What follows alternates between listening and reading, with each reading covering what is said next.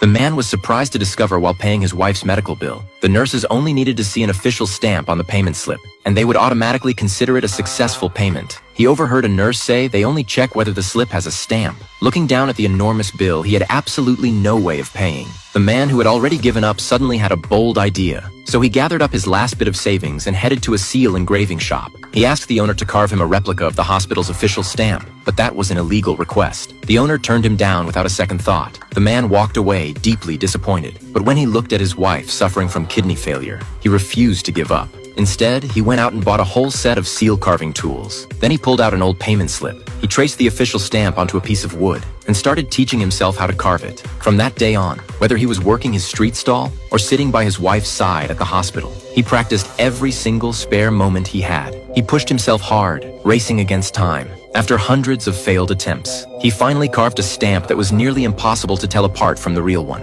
But once he arrived at the hospital, he started to hesitate. He never imagined that a simple, honest man like himself would ever do something illegal. But then he looked at his wife's hopeful eyes, and he made up his mind. With trembling hands, he pressed that fate-changing stamp onto the payment slip. He walked toward the nurse's station with a guilty conscience, and just as he slapped that forged slip down on the desk, something unexpected happened.